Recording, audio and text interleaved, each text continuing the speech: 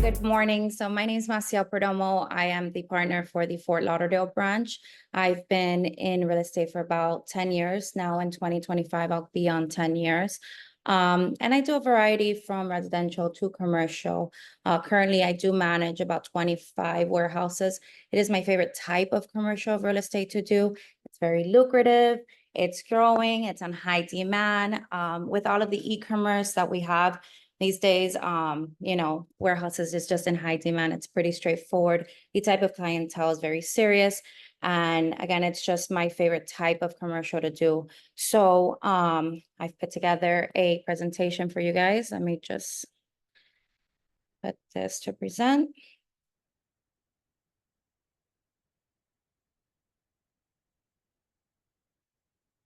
All right, so all about warehouses. This is going to be for a real estate agent who's newer to this type of real estate, right? So this is going to be considered industrial. It's in your commercial field of real estate. This is my name and number and contact. If you guys need anything from me, please save it. So today the objective is going to be to learn the essentials of the real estate transactions to serve your clients, key questions to ask your clients. I think that agents fail to see that the first step is really getting to know the business that your client has, so that way you can look for the best, facility for them. Also, when you are looking for them, what to look for, and then the common warehouse terminology, so you guys can become familiar with that, and then just any tips for successful searches and ultimately the closing. Okay, so again, I think the most important when looking into warehouses is understanding your client's needs.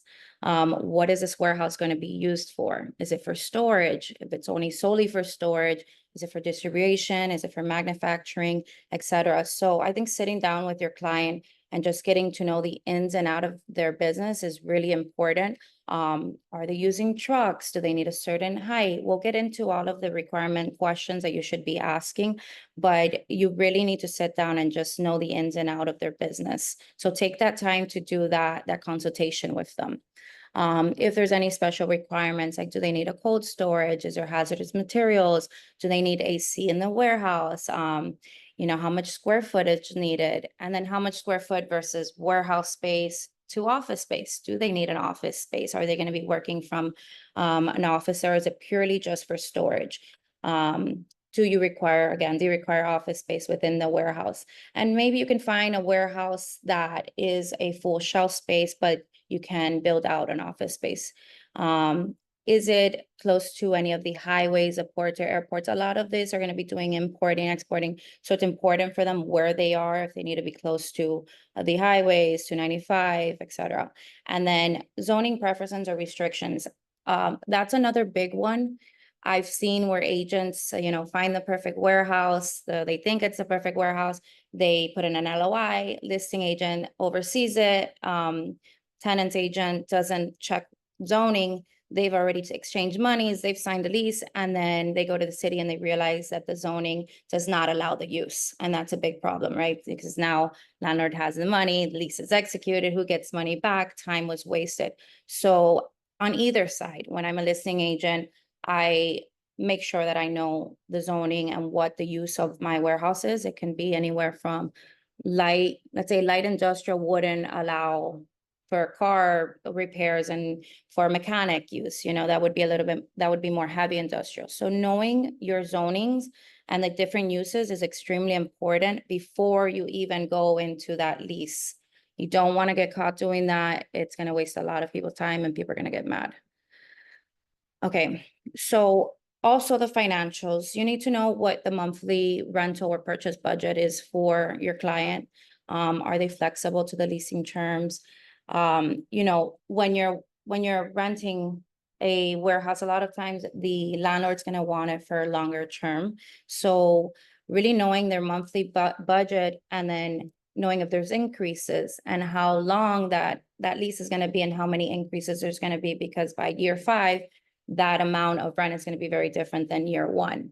So looking at increases, and then when you're looking at the monthly rental, you're looking at a base, you may have a $18 per square foot, but then you have to also look at what's called the CAM. And we'll get into the terms, but the CAM usually is going to be on a triple net lease, which includes the landlord's taxes, insurance, and common area maintenance. And that's the tenant also will have a sales tax as well. So just knowing all of these different fees and the total end number so that you make sure that your client can actually afford what this monthly rental is. Again, just like residential, you want to know the purchase budget for the client as well. So going back, if you're open to flexible leasing terms, with any business and in commercial, it's going to be a lot more common to have longer term leases. So find out with the listing agent, are they looking for a 3-year or a 5-year or 10-year? Sometimes the tenant themselves want to lock it in for longer so that they can continue to have, especially if you were able to negotiate a lower base rent, then they can continue to have those terms. The other things that are important are going to be your loading docks and doors. How many doors do they need? Like, what are the levels of the dock doors they need? Do they need it for a semi truck? Do they need grade level or a high one? Do they need drive-in where it's like smaller trucks that they can just drive into the warehouse? So that's ground floor. But knowing this is going to be part of knowing about the business, knowing if they're using these semi trucks, how are they loading? Are they staying overnight? Do they require the 24-hour access? Some facilities won't allow you to have the trucks parked overnight. So making sure that that's accessible to your client if that's what they need. Ceiling height requirements are extremely important, just because they may have equipment or they may have where they stock up and they need a certain ceiling height, but you have to make sure that if there's an obstruction, then you're going from that height, from that obstruction. You're not going from the top of the ceiling height. Let's say there's like sprinklers or something that's going to obstruct how high you can go. So the client normally will know if it needs 18-foot ceilings or if they need 32. And learning again about their business. Like we had a furniture business that it didn't matter how high the ceilings was, that wasn't important to them because you can't stack furniture on top of furniture. It's going to eventually collapse, right? So even though there's racks and whatnot, it's still not as important for them the height as it is the actual length of the warehouse. So again, it's just asking the right questions to your clients. Power capacity is extremely important if they are operating heavy machinery. If you see that they're manufacturing and operating heavy machinery, they're probably going to need a triple phase. And that is part of the electrical that the warehouse will have. So ask those questions to your listing agent, the type of electrical that it holds. If it's a standard and they're just using it for storage, then you don't need a heavy electrical use. Internet and telecom needs goes without saying. Physical features of the warehouses, the building structure, is it concrete, is it metal, the floor load capacity, can it support heavy equipment, the column spacing. If there is too many columns within the warehouse to hold it upright, it might disrupt how they stack their racks and whatnot. So, going into the space and seeing the column spacing and seeing if it works for the client. The loading and access is extremely important. Just making sure that there is enough space. So sometimes if you go look at, they're called warehouse condos, and they're condos next to each other, right? And if you're only allowed to use this one space in between your condo, that's a middle condo, but you need 6 semi trucks to be going in and out, that might not work for your client. They may need a corner one. They may need 2 condos. So knowing the space of maneuvering the trucks in and out is going to be important as well. And again, the number and types of loading docks.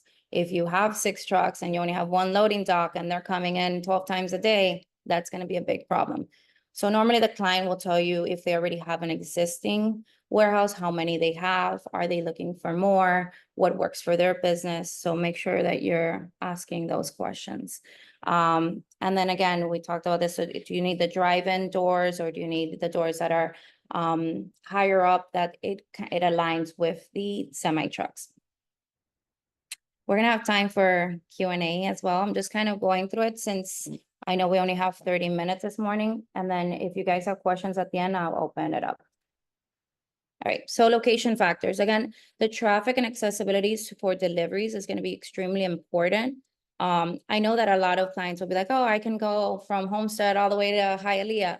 Yes, but it also depends on cost for them, because then that means more time, more traffic, more gas, getting on and off the expressways, being able to deliver and have more accessibility. So really knowing where they need to be is important, and where their suppliers and employees are located. I've helped relocate warehouses where we went from like Hialeah Gardens all the way to like West Palm, and they lost a lot of employees. So keeping that in mind, then we had to help start relocating those employees. So just keeping in mind where their suppliers are, where their clients are, where their employees, and remind them, ask them, have those conversations to make sure that it makes sense for their business. Because if they realize that later on, they're going to come back and blame you for not helping them choose the right location for them.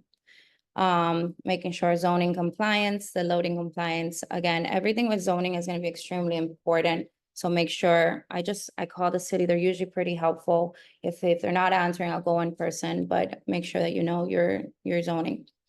Parking. I see a lot of agents fail to ask about parking, and it's several different types of parking. Is there sufficient parking for, let's say, your employees? If you have a big warehouse and you have 20 employees and you're only allocated 10 spots, that's not going to work. If you have e-commerce, but there's actually visitors or people buying your products and coming to the warehouse, do you have visitor parking for them? And then the trucks again, do the trucks have ample space to come in and out, to load at the doors, to stay overnight? So parking is extremely important, knowing how many employees they have, and if they have outside visitors, how many parking spots they need. Sometimes you'll see it on the listing, like 1 per 1,000. And that's going to be 1 parking per every 1,000 square foot. So if you have 20,000 square feet, you have 20 parking spots.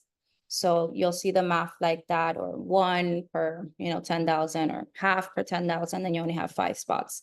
So just do the math, but you'll see it like written out like that a lot. The condition, especially when purchasing, you want to know the roof age and the condition, the HVAC systems, pest issues or environmental concerns. For my leases, I usually do negotiate where the HVAC, the plumbing and the electrical are all in working order. I write that into my LOI, and that becomes a landlord responsibility. So that's what I do, so that there's not more cost and headache for the tenant if I'm representing the tenant. All right, so these are common warehouse terms for you guys to know. They're going to be used all the time if you are going to be doing warehouses. The clear height, it's the usable height from the floor to the lowest obstruction, how we talked about. So if there's like sprinklers or something and the ceiling is higher, where the sprinkler is going to be your lowest obstruction, and that's your clear height. Your dock height doors, so those are going to be your loading docks at the truck height. They're ideal for shipping and receiving. So when the truck doors open, the doors will be at the same height so they can load and unload. The grade level doors are the ground level access, and they're for vehicles and the forklifts.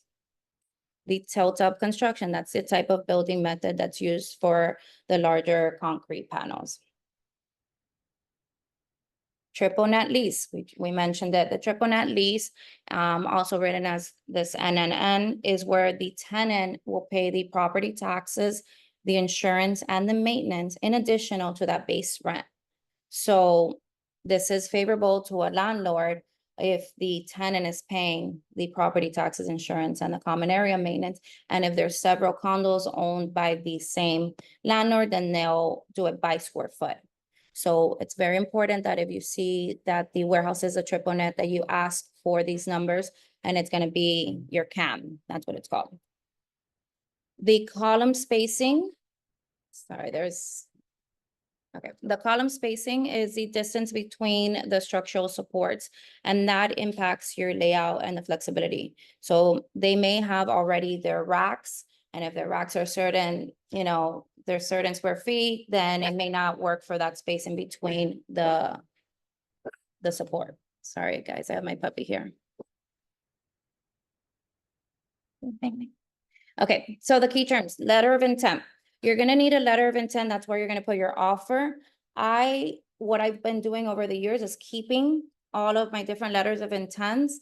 And then I go back and reference them or use them and again, and I change it up because a lot of the times you're gonna have similar type of businesses or, you know, similar types of terms. And there's not really just one template. So we have one on the lifestyle app. You can use it, but you can also modify it. You can, every single business is going to be different. Every single negotiation is going to be different. So I've kept just a folder of different types of letter intents. If we have enough time, I'll show you a few examples of the ones that I have. The offering memorandum or the OM. On the listing, especially if you're looking like on LoopNet or on CoStar, you're going to see a link and that's going to be the OM. The offering memorandum is like a brochure. It's like a flyer. It gives you all the keynotes about the space, the square footage, the type of lease. It might give you the traffic count. You'll see pictures. So that's your brochure. The CAM, we spoke about, that's the common area maintenance. The base rent is going to be what the base rent is, plus the CAM if it's on a triple net lease.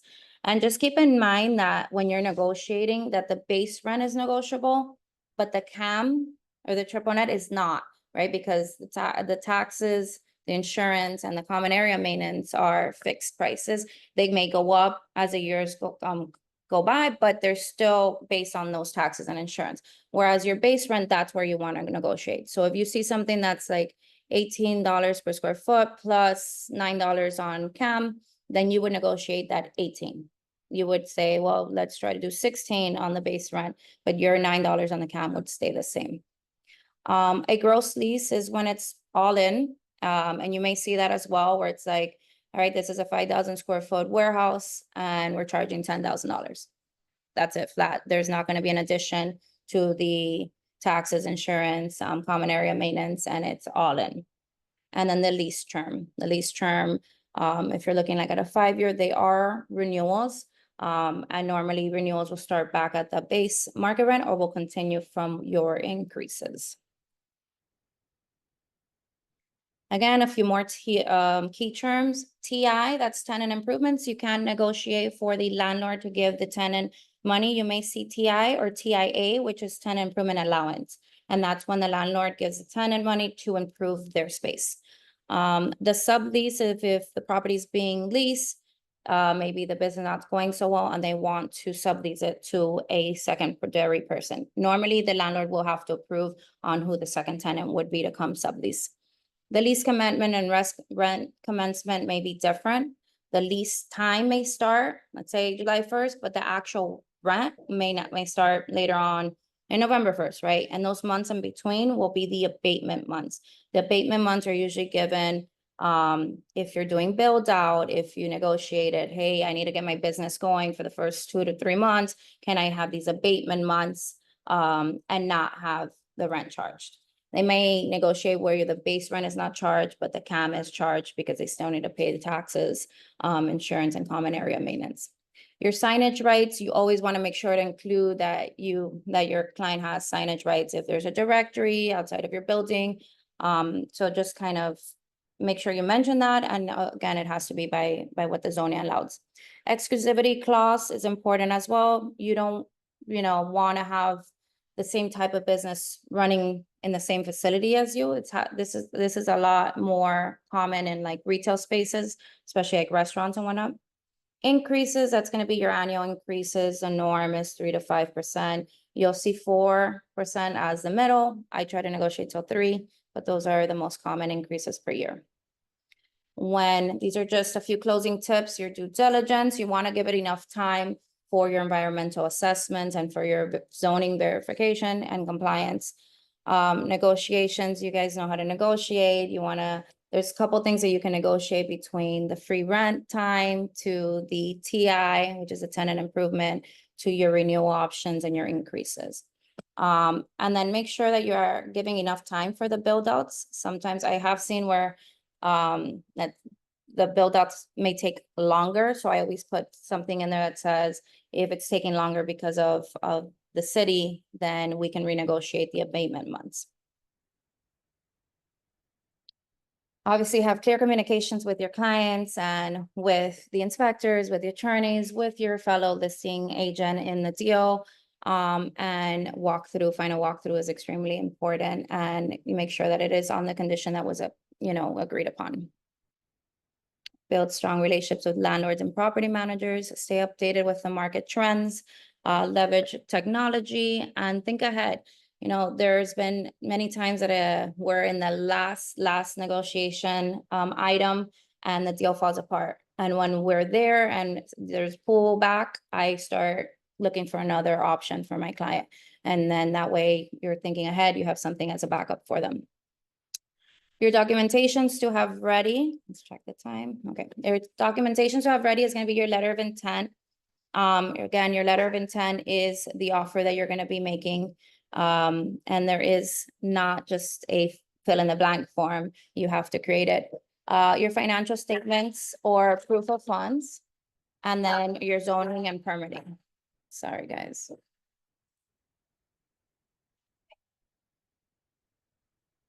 Okay. Resources and next steps. So make sure to join the professional groups. The board has a ton of trainings, guys. Make sure to take your trainings. I've joined CoStar. They have a ton of trainings. Just like when you join, when you started residential, just make sure that you're taking your trainings and you're actually getting a mentor, getting a team leader and all of that. And then your educational tools, workshops, again, and building your toolkit. This is going to come from the prior lease agreements and LOIs. So again, I have a folder of all prior LOIs. These are some of the resources between MLS. You can search on there. LoopNet, Craigslist, CoStar, relationships with other agents, networking, social media. Drive around the area. You may just see a big sign that's not listed anywhere, and then cold calling the spaces. These are timelines and importance of mentorships or partnerships. If you understand the market trends and the types of deals, you're going to have stronger negotiation skills, and they're going to have stronger extensive networks if you do work with somebody who is a skilled and does commercial.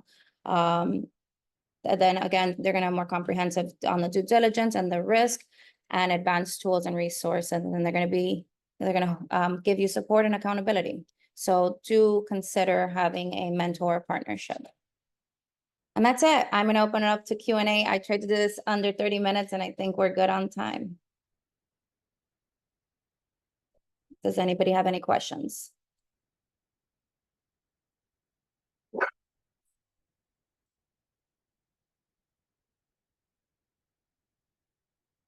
I'm gonna stop the share. And I'll take any questions. If we're all good, then that is it. Hey, Massiel, how are you? It's Vanessa. Hi, how are you? Good, good. I have a question. When someone wants to purchase a warehouse, um,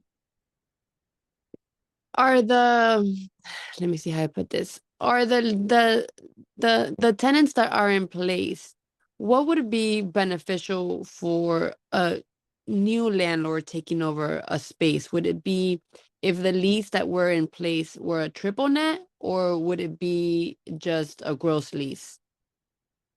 I mean, triple nets are favorable to landlords, but it really depends on the terms. If you have a triple net that started at a really low base and the increases are low, then maybe the gross lease may be better on the all-in price. But triple nets, as taxes or insurance go up, they do cover that for the landlord.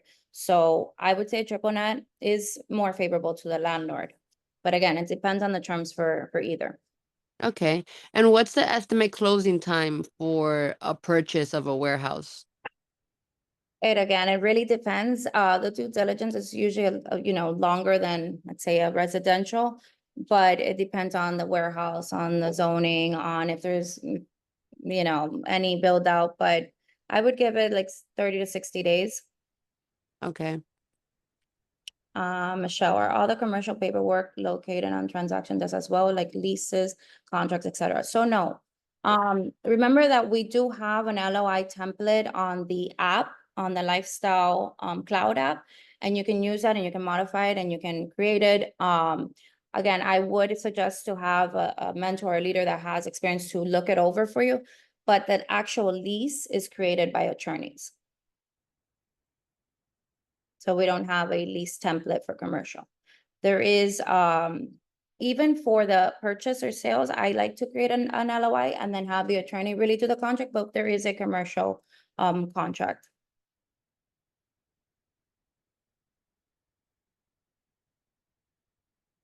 Any other questions? So if you take anything from this training, I would say that the most important is to really get to know the business that your client is running, the ins and outs, the types of work they're doing, the types of loading they're doing, the types of trucks they have, the types of clearing height that they need, so that when you get there, you're not like, oh, this won't work because a 16-wheeler won't be able to get in and out of here. And then you just wasted their time, you know? So really get to know what their needs and wants are and how their business runs. And then, you know, dissect the property, look at the property, you may want to preview the property before, but you don't want to waste your time when you get there and then it doesn't work for their business. So just, you know, really dissect what their business does and how many employees they have and how much parking they have and all of that. So just ask the right questions. Maciel, quick question. Yes. Do you, by any chance, know what is the zoning code for manufacturing of like plastic components? I know it has to be heavy manufacturing. Yeah, but it would also depend on the city and each zoning. I mean, if you want, message me afterwards and I can help you take a look at it, depending on what city you're in. Perfect. Thank you. Also, I do partnerships and mentorships. You know, I like to vet the deal and the client and make sure that I'm not taking too many mentorships on at the same time so that it does a disservice to you or your client. Like if I agree to get on the deal with you guys, then it's because I'm going to put a lot of time and effort into it. So, but I do vet the deal before. Regardless, I'm here just to help for questions too. It may just be a quick question. So, you know, I can send you guys my number, and if you guys just need like a quick review on your LOI or something like that, I'm here to help too.